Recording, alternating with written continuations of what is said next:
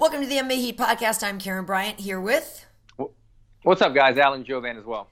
So, just got back from UFC Tampa last night, so we'll talk a little bit about that. Also, UFC Boston is this weekend, so we can preview that. That's actually on Friday this week. But Alan, what's going on with you? You're back to working out? What are you doing?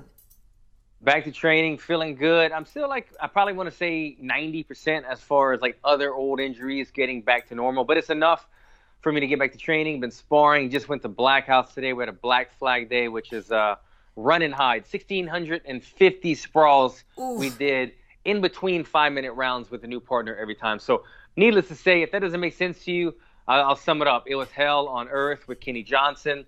2-hour and 15-minute practice, got it done. And I'm here with you guys now, nice and fresh, right? Nice. Do I look fresh? You look fresh. Okay, I'm trying to hang in there. How about you? You look good. So who was there? Was Shaymin there or Ashley? Anybody? Who was there?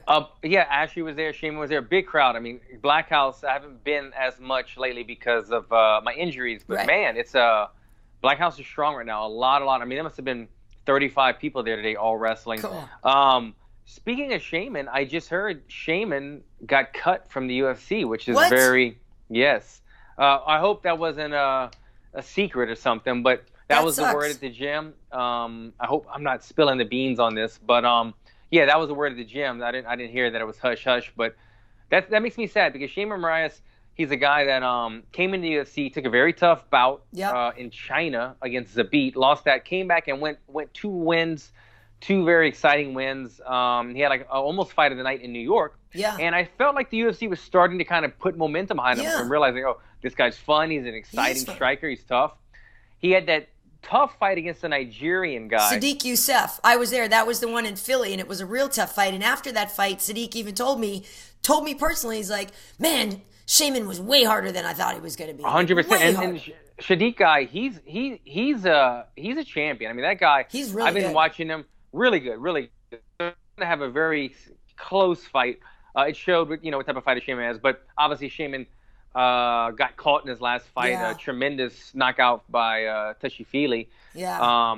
But yeah, that was the news at the gym. So again, I hope I'm not speaking too soon on this, but hearing that disappointed me because to have a short run in the UFC and have to go back and build it, it's tough for a fighter, It is tough. Well, hopefully he can, though, win some fights. I mean, obviously, if you're at Black House, you got a lot of LFA action he could jump right back into if he didn't go, to Bellator or something like that. But, I mean, he's going to be a prospect. He's going to be a property somebody's going to want to pick up.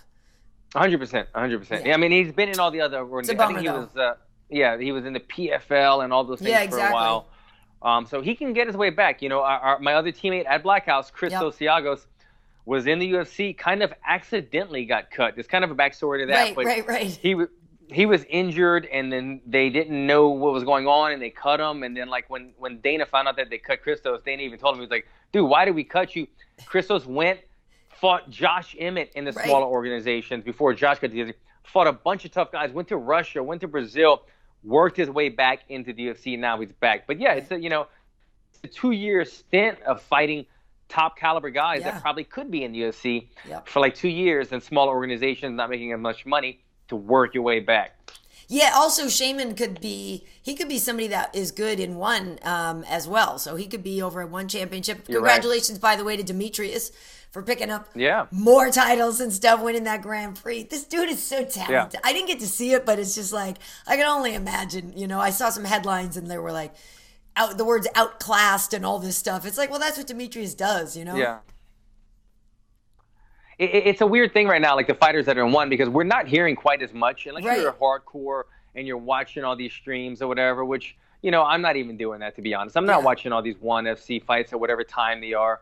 But these guys are doing great. So I hope that since they're losing a little bit of the limelight from being in these smaller organizations, I hope financially they're making up for it. I mean, when Eddie and well, I mean, that was the thing, that when guys go to one, now they're making 8 figures or whatever it was. Supposedly they're making a tremendous amount of money. I hope that is true because they're out there fighting top caliber guys, not quite getting the same notoriety for fighting these fights because it's over there. But supposedly they're getting paid very well, so I hope that is true. Yeah, they're getting paid very, very well. From what I hear, one is generous. Nice. But very listen. good. I obviously was down in Tampa. I had a great time with this. I love when we get ladies headlining and when they just show up and throw down like Michelle and Joanna did. You know, tough fight for Michelle. I think a lot of people knew going in that was going to be a bit of an uphill battle for her. Joanna, obviously, such a great striker, longer, lankier, all that. I thought it was a really great fight. Really enjoyed it. Michelle definitely had her moments, threatened for a couple of submissions. Got, looked to be in some pretty close positions. But obviously, at the end, it was Joanna. And she just looks great. Again, it's hard to say again because she never started to look bad. Rose maybe had her number. But she looks pretty badass these days. She looks sharp. I mean, she was going back to that I don't want to say old Joanna either. I mean, she hasn't really lost a step, but she had a thing. She had a run when she was the champion for a while where she would tag girls and she would tag them, and she would how she kind of yells. She's oosh, oosh, oosh, oosh. And there was those moments we were seeing those flashbacks, those moments again when she had Michelle kind of hurt against the cage and she would go in and throw a 6, 7, 8 punch combo, finish it with a kick. She would stay in her face, keep the pressure, and she would pick up the rhythm because we forget sometimes how fast Joanna is. She's a very, very fast striker. It's hard to go tick for tat with her. Her speed, she has a speed advantage on a majority of girls in the division, along with the technique and the height. So we were seeing those moments come up in this fight, and as you said this is kind of going to be an uphill battle for Michelle. It was a little bit tough. She was a little bit I don't want to say outclassed, but in terms of reach and striking, Joanna was gonna pour it on her when she had the opportunities, which she did, and we were kind of hoping to see, being that we were both kind of like, we liked both of them. We didn't really have a favorite, right? Both of us are equal fans of both of these women, but we kind of know that we needed to see Michelle get a takedown and maybe start something in there, and that really didn't happen for her. Yeah, it's tough because, Joanna obviously lost to Rose and she went up and tried to fight Valentina at 125. That wasn't successful for her. So, she's definitely on the warpath, to try to regain the strawweight title. And I think maybe if she gets the strawweight title won, then maybe she would look to try to do a champ situation again or something like that. But, definitely has her mindset on being the strawweight champion again. So that's why the whole thing about the weight cut, earlier in the week, they were also talking about her weight and whether or not she was going to make it. And, really what happened with that is she knew kind of quite some time out that she was having a hard time losing the weight because she, if you saw her, she's pretty yoked these days. And she had gotten bigger, during camp, more fit and everything, was having a hard time losing the weight. And at one point, you stop sweating, you're not being able to cut it. So they were concerned and talked about it for a while. So even though coming into the week, people sort of took that storyline and ran with it. It was something that they had been prepared for to be able to make the weight. They just knew they'd let them know we have some concerns. She got some help from the PI and things like that. So I don't really think it was in jeopardy of her not making weight. She went to bed at like 117 on Thursday night. So I think that story maybe got out of control. But she is the professional. She is that badass Joanna. And I really thought we saw that against Michelle. And Michelle, she did end up just looking smaller, right? And having a harder time getting in on Joanna and not being able to land a lot of takedowns. Joanna's defense is getting better at that. And even though like Michelle did have some moments there, it was like you said, she wasn't able to get enough takedowns, get enough of that action. And it is kind of weird that Michelle, the karate hottie, is a grappler. She's obviously more than just a grappler now, but that's where her path, her most successful opportunities came. So, with that said, you think, okay, what else for Joanna now? Should she fight Zhang Weili? Should she go back to a title shot? I would like to see it. Yeah. I mean, I would really like to see it. I mean, I'd like to see Joanna paired up against her. They're so opposite body styles, if I want to say that. Yeah. But you know what? That's the type of body style that Joanna has had the most success over. When she was having that tear, that run as a champion, she was beating the girls like Jessica Andrade and who's the other Brazilian? Claudia. The other Brazilian girl. Claudia, thank you very much. Yeah. Claudia Gadelha. Very strong, very good girls, all around, very well-rounded mixed martial artists. So that is the kind of body type I feel like that Joanna has a lot of success. She didn't have that much success against, obviously, Rose, a longer, kind of stealthier type striker. But that'd be a fun fight to watch. And I feel like, she's got that spark back in her again, and it would be a fun fight to see. Yeah, I mean, the only other option is a title eliminator with Tatiana or something, you know. Oh, I forget. Tatiana Suarez. I mean, she's so deserving as well. I don't want to... Tatiana, I'm sorry if you watch the show. I know we've all done... And I've said it since we met Tatiana and since I've seen her fight. Yeah. I feel like she will be a champion one day. Yeah. I feel like she's just got that grit. She's got that huge advantage in the grappling department where she's able to take girls down at will. Man, now, you know, but it's fun. I enjoy having divisions where it's kind of crowded at the end, right? Because you don't want it to be somebody smoking everybody. And who's the next one up? Oh, there's a number 6 that's on a 2-fight win streak. Right. Let's throw her to the dogs. I love it when there are multiple people as the 55 division right now, as like the 70 division as well. And now for the 115 girls, are kind of having that little spark as well. So it's good. But yeah, you're right. You know, maybe a title eliminator, something around with those two. What's the deal with Weili? Is she still trying to get a visa or trying to fight? Yeah, it looked like she was able to get a visa and come over. I know that after she won the title, I was interviewing Dana, and he was like, I want this woman to come to the States. You know, I want her to be featured over here now. I don't want to have to just, you know, have her fight in China. So I know the idea is to really get her out in front of more people and get her to the States and get her to other places. So Joanna was also proposing, you know, to fight Weili in Poland or something like that. You know, of course, I was like, well, I don't know if she'll go for that. You know, we'll see. But also up at the top of the rankings there, Nina Ansaroff is still up near the top. I believe she was number 4 or something like this, because going into this fight, Joanna was number 5 and Michelle was number 7. But I guess Nina has said she wants to take a year off or something like that. Maybe to even have a baby or something like that. So Nina is up there, but maybe actually not really part of the equation right now.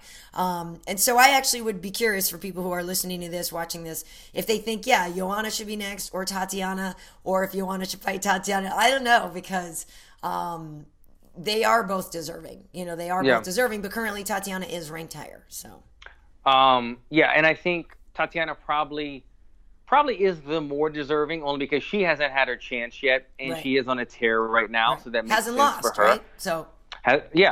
So, so she is the more deserving one. But I also think with the holdup in the women's division is obviously, like you just said, it has to be whatever the champ could do. If the champ could fight now or later, or what country she could fight in, and who's going to be ready. Because even though Tatiana Suarez is the more probably deserving fighter, she's going through some neck issues right now. She might be having time to sit. So if they need a fight in the women's division in the next 3 months or something, and she's able to get a visa, the champion is, then maybe I think those factors, the date, the location, are going to be some bigger factors than normal, rather than just who's the next deserving person in line. Right. But Joanna's foot is a little bit jacked up. She looks to, what she's saying, she thought she broke it maybe in the end of the second round or so. So it was a break. So on Sunday, we shared a picture even on MMA that of her foot that I'd gotten from her manager when Joanna was at the hospital. So it doesn't look great. So I'm not exactly sure how broken it is. Maybe by the time this is on, she will have explained if it is broken or not. But okay.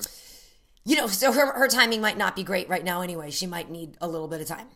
You're right. I hope it isn't broken. I saw that picture. I didn't know. So you're saying it's not confirmed if it is a break yet? Yeah, she was at the doctor getting it looked at that point. So, you know, it doesn't look great. I wonder how they wouldn't you just do an x-ray and look at it. It's not like it needs an MRI or anything. Right.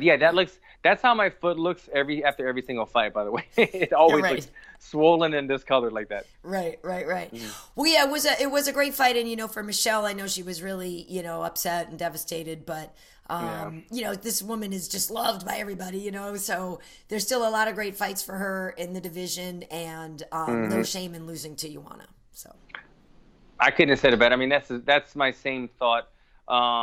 The thing that makes Michelle so likable, aside from her being a great fighter, aside from her being a loving mother who is very supportive of bringing her daughter everywhere, but she wears her heart on her sleeve. You know, she doesn't hold anything back. She doesn't try to be the bad guy or the bully. She's herself. Right. She's playful. When she fought Paige Van Zandt, Paige put her on the spot with a little dance-off. She did the dance-off. When she fights somebody else and they want to get in her face, she does it. She gets in their face and then she gives them a hug. Right. She's very respectful all the time and shares her world with the UFC fans, and I think that's part of the draw with her. It's not just her style. It's not just because she's a good-looking girl and that she's a mother, but she's very, very open to share her thoughts with the public, and everybody welcomes that a lot. Yeah, she's a real sweetheart. She really is. So I wish her the best and stuff. But I have to say, I do like having the badass Joanna back. I think it's kind of great. and when she's the one that she never loses her confidence, but when Joanna wins. Yeah, all of a sudden she's like Joanna champ. She kind of flips the switch in her head again. Yeah, it's entertaining. Well, listen, so this weekend I was working with my old buddy Gilbert Melendez, who I just love, and Anthony Lionheart-Smith, who's a totally great guy. We had a lot of fun together, working together, really good dudes. And, of course, so when it came to the co-main event, Gilbert is a Gracie jiu-jitsu guy, right? All his life, Cesar Gracie, all the the Diaz boys, 209 crew, same girls, circle, scrap pack dude, Gracie for life. So he was definitely a Kron guy.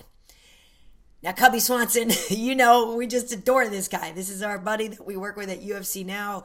Cub's a legend. I think he'll be in the Hall of Fame for that Doo-Ho Choi fight, if not just for being a great fighter anyway. But, I just love me some Cub Swanson. So Gil and I just kind of had to shake on this one at the co-main event. We were like, all right, we're both rooting for different dudes here right now, and may the best man win. We shook on it and stuff. So I was bugging out because Cub had his back against the wall, 4 straight losses. This is a guy who does not want to be considered a gatekeeper, has a lot to prove. The thing about it is since it's Cub Swanson, he's never going to get an easy fight, right? So, yeah, you're losing to Renato Moicano. Yeah, you're losing these top guys. So he said he was going to go out there and just be more playful, not think about the pressure of having to win. And I feel like it kind of showed, and I feel like he had a great strategy of wearing out Kron and then getting in close for some dirty boxing and not getting taken down. I thought he had a really great game plan, and I thought it was an awesome fight for him. Yeah. Interesting fight. I watched this fight go out again the same night. So I'm watching this fight on my phone at the dinner table. And I'm not hearing the commentary, right? So I couldn't tell what the crowd was saying, or couldn't tell what the commentary was going. I'm just watching the visual, physical fight, which I'm glad that I did, because when I watch it, I go, you know what? Good fight. Kron impressed me with his striking. Absolutely. I didn't know he could strike that well. But it's still good, fun fight. Kron impressive striking. I thought it was a pretty clear cut, 30-27, 29-28. Cub getting the win regardless. Whatever you scored it, I wasn't scoring it. And then afterward, I heard a lot of noise about, first of all, I heard that it got fight of the night. And I go, oh, shit. I didn't realize it was that intense of a fight, because when you don't hear the crowd getting excited about two guys standing in the pocket, you don't really know. And then I heard Kron was arguing, or not arguing, I don't want to say that word, but I heard that he was disappointed with the decision. He thought that he had won. He thought he had done enough to win. That surprised me. That made me raise an eyebrow and make a face like that as well. So on the way to the gym this morning, I rewatched the fight. I wanted to see if there was something that I missed with the commentary, the crowd noise playing a factor, And again, I was very, very impressed with Kron. Not only his striking looking much more improved, he's got a solid chin. Very tough. He ate all those body shots, never winced in pain, never had to do anything.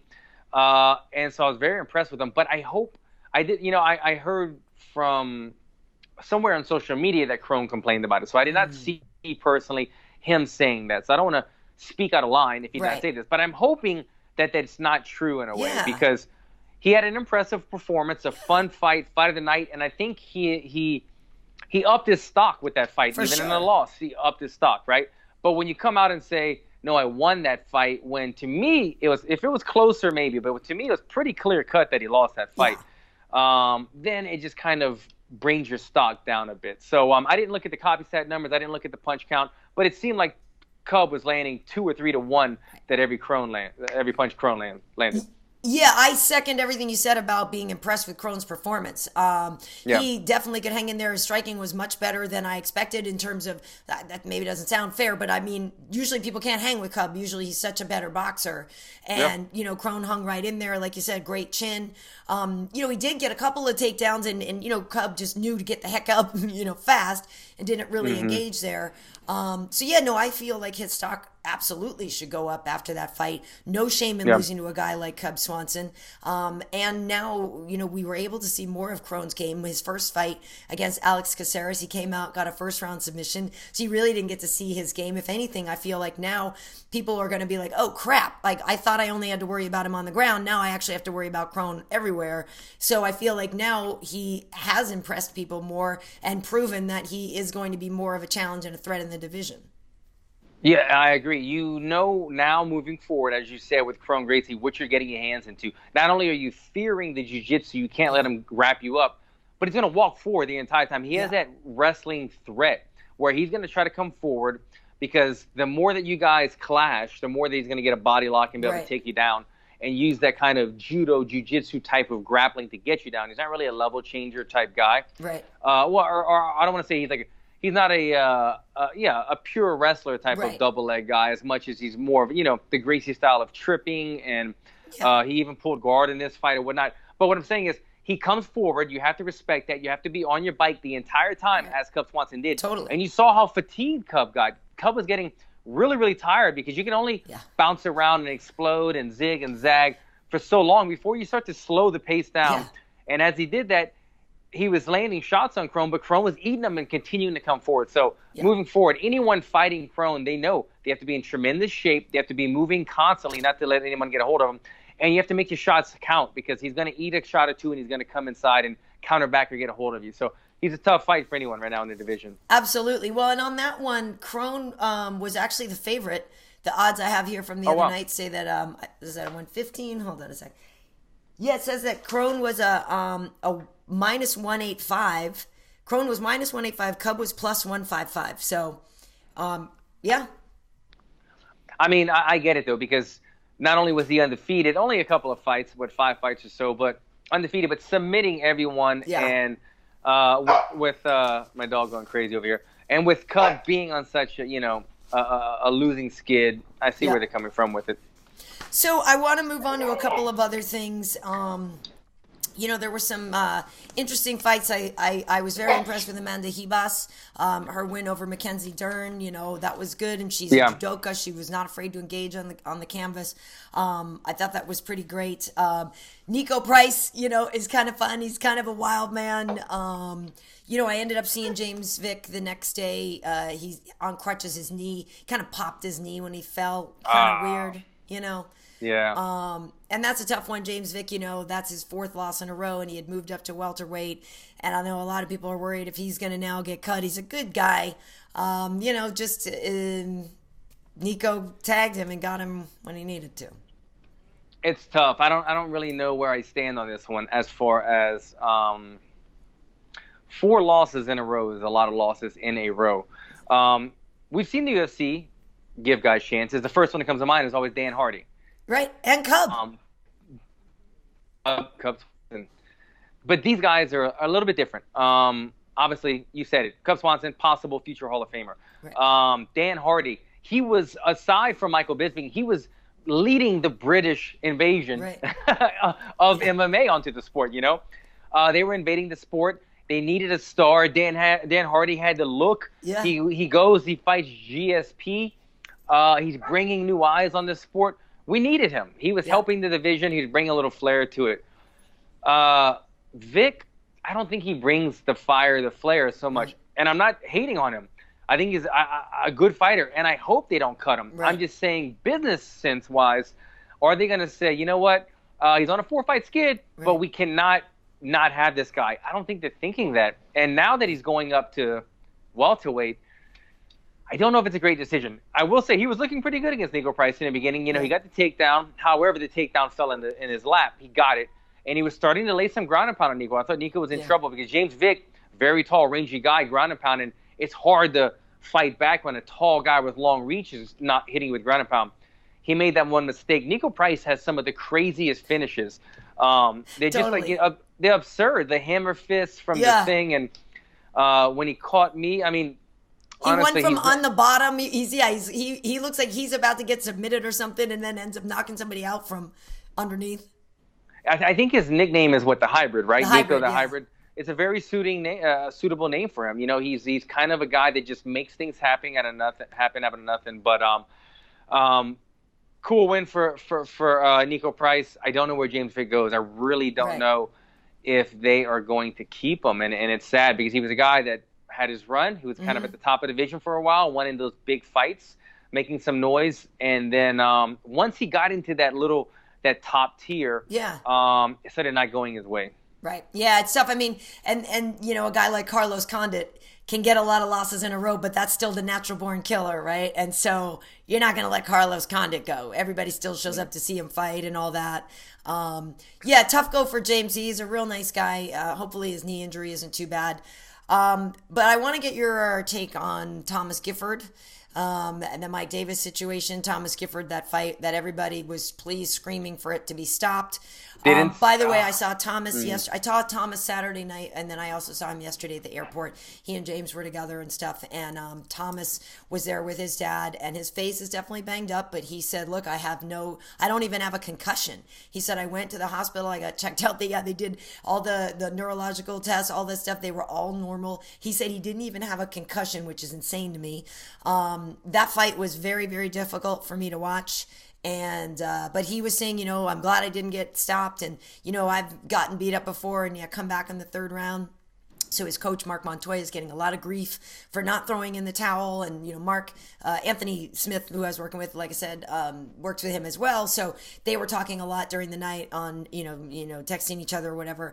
But Mark really feels bad, and his instinct, I guess, was to stop it. But then he's thinking this will be Thomas's second loss in a row. And what can this do for his career? And I know he's a guy that's lost 2 rounds and come back and won in the third. And, really torn about the whole situation. So I don't know if we can put it all on Mark either, because there are doctors, there are referees. These are people that should be out there looking out for the fighters as well. That referee was supposed to ref the Vick Price fight, and he was taken off that fight after the Thomas Gifford. The commission removed him. Thank you. So thank you for that. There's a lot of people that you can point a finger at and say, they should have protected him. I wish it had been stopped. Because it was hard to watch. I'm curious what your take was. Okay, so first off, I did not get to see the fight, but I heard a tremendous amount about the fight from everyone who had the same thoughts about it as you, that it should have been stopped early. Hearing that a referee was pulled from a later fight because of his actions in an earlier fight, that makes me so happy. And I don't mean like in a petty way. Right. I love that the commission is taking actions and penalizing guys. I'm very vocal. I do this all the time. But we need to have guys getting penalized, referees, judges, people that are making the wrong decisions as well, because it happens in sports and it happens a lot in fighting, and there's been no repercussions. So I'm very, very happy that to hear that he was pulled from a card. When it comes to the fight, I am all for going out on your shield. Yeah. As a fighter, I want to go out on my shield. And I want the referee to know, look, I want to go out on my shield. If I'm out and my eyes are rolled back in my head and I'm taking repeated hits, you stop the fight.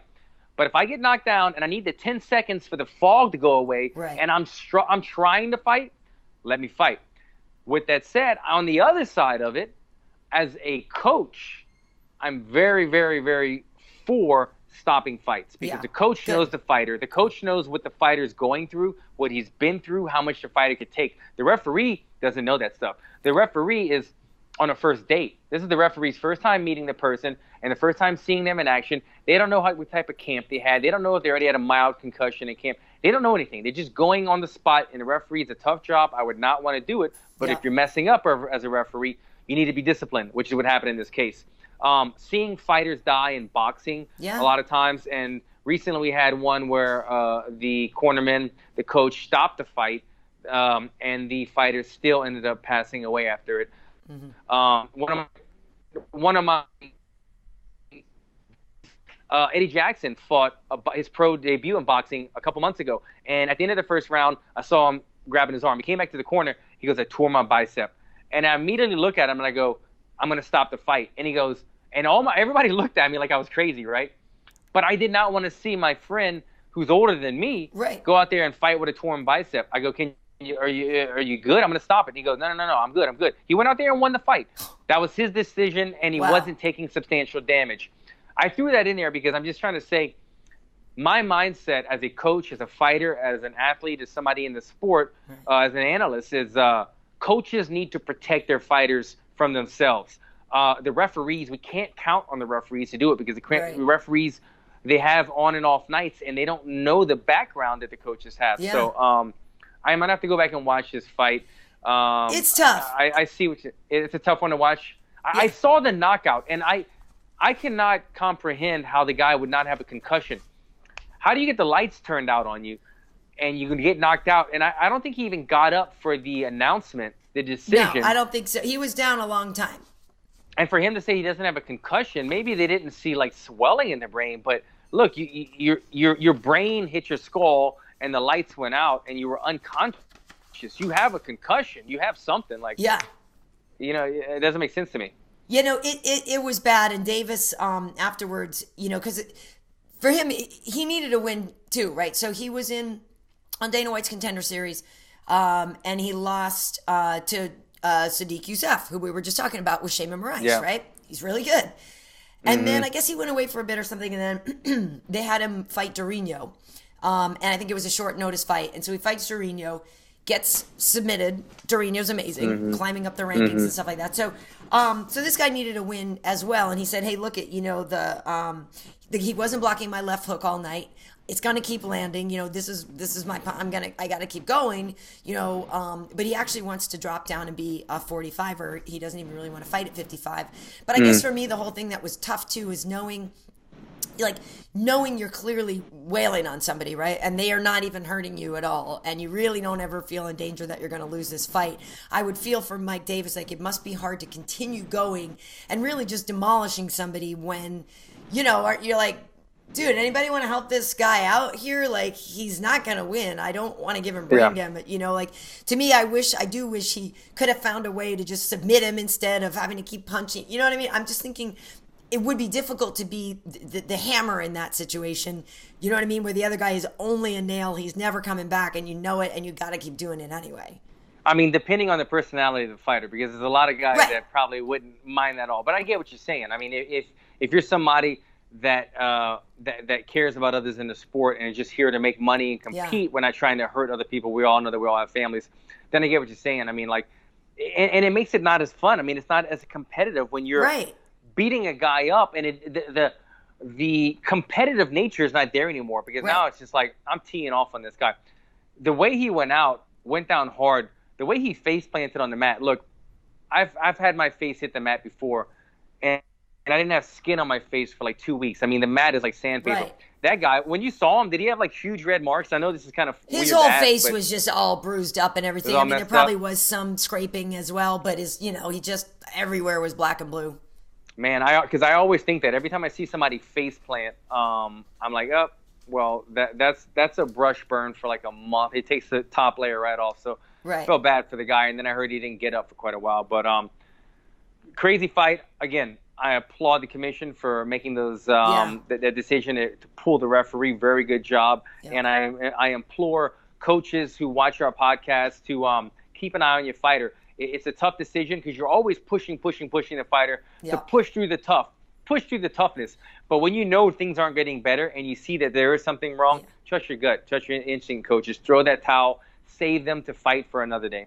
Absolutely. I agree with that. I'm trying to think too. So in the main card opener, Eric Anders and Gerald Mearshart, Eric got a split decision. I thought that was the right call. I do think he won. He got tagged a couple times from Gerald. It was not actually the fight I expected from them, but that was, I thought they got that one right. And yeah, that was the main stuff that stood out to me. But another great win for Davison Figueiredo. He's very good. Chito Vera picking up another one and stuff. So I had a good time actually with Chito. Well, both he and Figueiredo, they both set some records on this one as well too. Now, like and Beza got that kick knockout anyway. But Marlon Vera now, it's the 5th consecutive win. He's tied for the longest win streak in bantamweight. Our longest active win streak right now. So he's doing well. So he's his 5th consecutive finish. So he's tying Gregor Gillespie with that. And Charles Oliveira for the longest active finishing streak. So that's Marlon Vera right there. So those are some pretty good stats. And Figueiredo now has the 4th most finishes in flyweight history. Wow, impressive. Yeah, pretty good. Yeah. I didn't get to see. There were some fun stuff. There was one fight I really do want to go back and watch. I just saw the highlights of was it Max Griffin versus Moreno? Alex Morono, right? Alex Morono, that was good. And I just kept hearing that Griffin has a solid chin. I think he got kicked in the face and stumbled a couple times. He's a tough guy, man. I've been watching him for a while. He's a very tough guy. Yeah, that was a good fight. That was a good one. Well, this weekend, actually on Friday night, is UFC Boston, and Jeremy Stephens and Yair Rodriguez are rebooked for that one. So that is the co-main event. You guys, I talked to Jeremy the other day, so you should look for that interview with Jeremy. And he also does our No Wrong Answers game, which is the 3 random questions, which is fun. And by the way, so we caught up with a bunch of people. I'll tell you that in a second. But anyway, Chris Weidman is moving up to 205 pounds to fight Dominic Reyes, and I'm curious, Ellen, what your take is on Chris moving up a weight class. And this is the card. This one. Yeah, that's this Friday. Yeah. Oh man, I feel like I got anxiety just you saying that, Karyn. I don't know how I feel about it. I really like Chris Weidman. I root for him.